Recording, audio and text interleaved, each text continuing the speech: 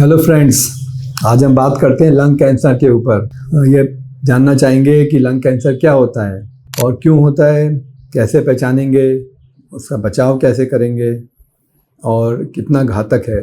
तो lung cancer होता है लंबे समय तक धूम्रपान करने से, स्मोकिंग करने से, बीड़ी, सिगरेट, सिगार, ये बहुत बड़े फैक्टर रिस्पॉन्सिबल हैं।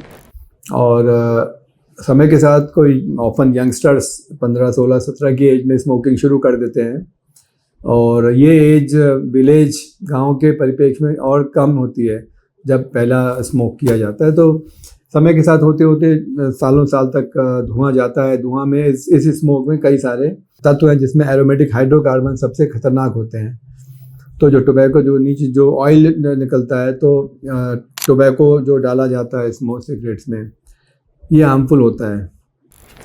एक बड़ा इम्पॉर्टेंट फैक्टर है या फिगर कह सकते हैं जिसको हम स्मोकिंग, यदि एक व्यक्ति 1 पैकेट सिगरेट पर डे पीता है 1 साल के लिए, तो उसको 1 पैक ईयर कहते हैं। तो जितने साल स्मोकिंग होती चली जाती है, पैक ईयर्स बढ़ते चले जाते हैं, रिस्क ऑफ कैंसर बढ़ती चली जाती है। और पिछले सालों में बहुत एक्सटेंसिव डेटा कलेक्ट किया गया। इट हैज़ बीन फाउंड कि 20 पैक ईयर्स, 20 पैक ईयर्स होने के बाद कैंसर की रिस्क 3 से 4 गुनी बढ़ जाती है और सब्सिक्वेंट स्मोकिंग के बाद में कई गुना बढ़ती चली जाती है। दूसरा, एज बढ़ने के साथ साथ कैंसर, लंग कैंसर की रिस्क भी उसी प्रोपोर्शन में बढ़ती चली जाती है। तो एक तो अब क्या है कि हम कैसे समझेंगे कि किसी व्यक्ति को कैंसर है। कैंसर के नाम से ही शरीर में झुरझुरी आ जाती है, घबराहट आ जाती है, क्योंकि आपने देखा है कितने कैंसर के व्यक्ति खांसी में खून आता है, कोलैप्स हो जाते हैं, अचानक मालूम पड़ा कि किसको तो कैंसर निकल आया और उसके बाद में बहुत मुश्किल हो जा रही है। तो मुख्य लक्षण होते हैं वजन, लंबी खांसी आना। यह व्यक्ति जो जनरली स्मोकर होते हैं और इसमें मेल्स और फीमेल्स दोनों हो सकते हैं। अभी तक कुछ डिकेड्स पहले तक मुख्यतः मेल्स में होती थी, और जब से फीमेल भी स्मोक कर रही हैं तो वो भी उतनी ही रिस्क पर हैं लंग कैंसर होने की। तो इसमें जो लक्षण रहते हैं, जिसमें वेट लॉस बहुत इंपॉर्टेंट है, खांसी बार बार आती है, व्यक्ति वीक होता जाता है, वो काम नहीं कर पाता है, थक जाता है, हाँफ जाता है।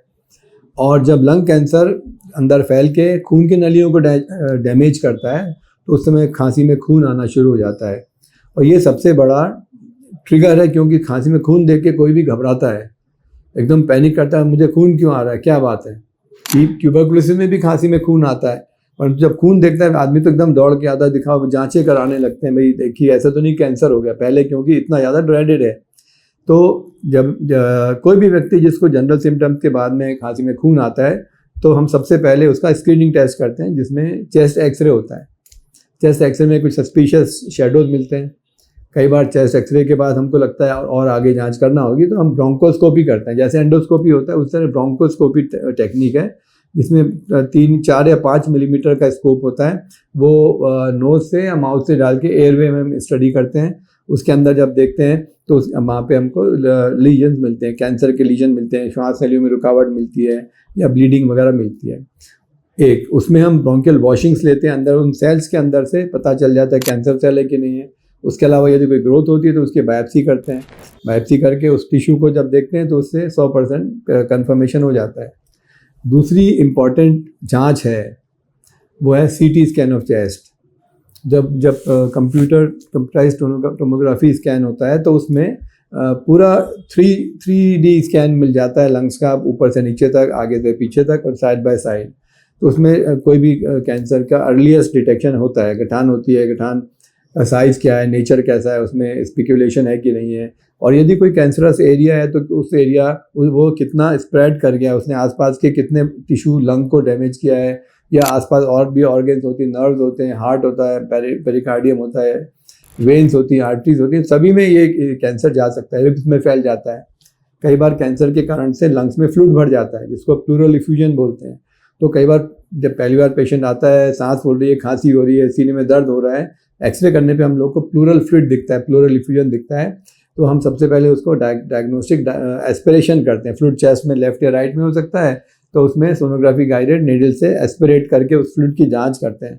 कॉमनली कई बार कैंसर का फ्लूइड हेमरेजिक होता है, लाल कलर का होता है। यदि ब्लड ही फ्लूइड निकल के आ रहा है तो बहुत प्रबल संभावना है कि ये कैंसर है।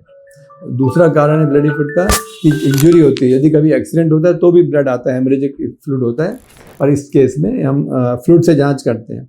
दूसरी ब्रोंकोस्कोपी से करते हैं, और तीसरी कहीं ग्रोथ दिख रही है, कहीं मास दिख रहा है, वो तो लंग में हो सकता है। उसके साथ साथ गले में ग्लैंड फैल सकते हैं, एक्जिला में भी लिम्फ नोड बढ़ जाते हैं। तो ये जो जब कैंसर स्प्रेड करता है तो पहले तो आसपास नेक के ग्लैंड फैल लार्ज हो जाते हैं, तो उसमें से FNAC या बायोप्सी की जाती है, ट्रू कट बायोप्सी। इस तरह हम एक्चुअल टिश्यू को लेके कंफर्मेशन करते हैं। एक बात मैं बोलना चाहूँगा कि कई बार भ्रांतियाँ लोगों के मन में है कि बायोप्सी करने से बीमारी फैलती है, पर ऐसा बिल्कुल भी नहीं है। बीमारी तो अपने आप ऐसी बीमारी जो तेज़ी से फैलती ही है, और बायोप्सी करके आप जितनी जल्दी उसको आइडेंटिफाई करके डायग्नोसिस कंफर्म करते हैं कि कैंसर है। और फिर कैंसर के टाइप भी होते हैं, तो 4 टाइप्स होते हैं, small cell cancer, large cell cancer, squamous cell cancer और एडिनोकार्सिनोमा। तो जो कैंसर की टाइप जानना भी उतनी ज़रूरी है। तो हम जब बायोप्सी करते हैं तो बायोप्सी से कंफर्मेशन ऑफ डिजीज़ होता है। डिजीज़ के अलावा उसमें किस टाइप की डिजीज़ है, किस टाइप का कैंसर, वो भी मालूम चलता है। इसके अलावा कई सारे मार्कर्स होते हैं जो कि किए जाते हैं उस टिश्यू में से, उनसे पता चलता है। जैसे जैसे एडवांसमेंट होता जा रहा है, काफ़ी एक्सटेंसिव इसमें रिसर्च हो रही है, तो टिश्यूज़ के ऊपर से हमको पता चलता है कि कौन से कैंसर्स हैं जो कि ट्रीटमेंट को रिस्पॉन्सिव हो गए हैं। तो ये तो लंग कैंसर के बारे में बात हुई। पिछले पुरानी हिस्ट्री में बताना चाहूँगा, पिछले सालों में, पिछले 25-30 सालों से लंग कैंसर में माना जा रहा था कि ये जिस दिन लंग कैंसर डायग्नोज हुआ उस दिन समझ लीजिए उल्टी गिनती शुरू हो गई और लाइफ ज़्यादा बची नहीं है। तो ये बहुत इंपॉर्टेंट बात है। पर आज के दिन इसमें अंतर आ गया है, और रिसर्च के चलते चलते अब ट्रीटेबल कैंसर हो गए हैं। तो कई बार तो केवल इंट्रावे, कई बार तो कीमोथेरेपी होती है, और कई बार ओरल टैबलेट्स खाने से भी उससे भी क्योर किया जा सकता है। तो इसका अब कैंसर की बात करें तो इसमें सबसे अब इम्पॉर्टेंट बात हो जाती है कि कैंसर से कैसे बचें। तो उससे बचने के लिए सबसे पहले आवश्यक है कि आप स्मोकिंग ना करें। Smoking single most important factor responsible है।